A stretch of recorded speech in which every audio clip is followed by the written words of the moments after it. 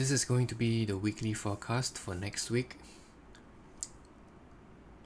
30th September to 4th of October.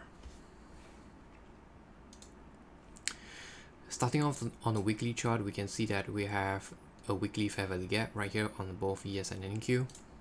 For next week, I'm bearish. I'll be looking to trade into the fair value gap presented over here.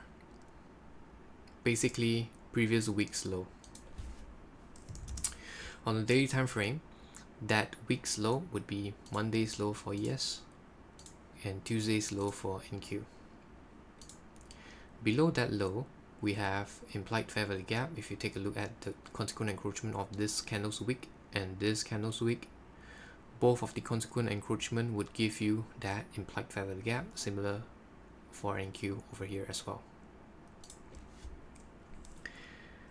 On the 6 hours chart, you can see that we are disrespecting bullish PD arrays. We are disrespecting this fair value gap for ES and for NQ. This fair value gap was the one that took out this swing high. So since that we have closed below, I will be looking for this fair value gap to act as inversion if and whenever we trade up into it. On the 4 hours, you can see that we have taken out a short-term high over here for ES and a short-term high over here for NQ, providing SMT as well above that high. And then we traded lower, closing below this this up close candle for ES and this up close candle for NQ. Both markets are in sync actually. So we have a high, low, higher high, lower low. Right here, this down close candle is a possible breaker on the lower time frames. But if you do not wish to drop into the lower time frames, you can just use the wick. 25% and 50% of the wick should be respected whenever price trades back up into that. And we should see some sort of sell-off once and whenever price does trade into those levels mentioned.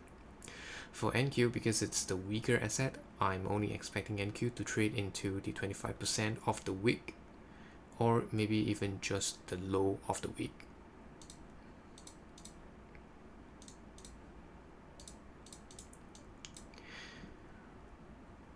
So best case scenario, I'll be looking for entries within the wick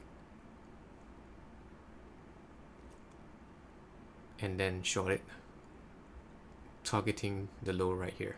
This is just the draw on liquidity. You can short it every single day as it trades up above the daily candles opening price. And that's it for next week.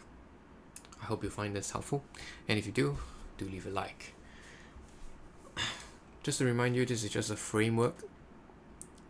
It's not something to be that you should have very strong convictions of.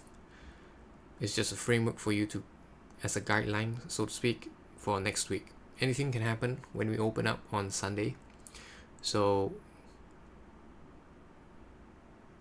adaptability is the more important aspect here.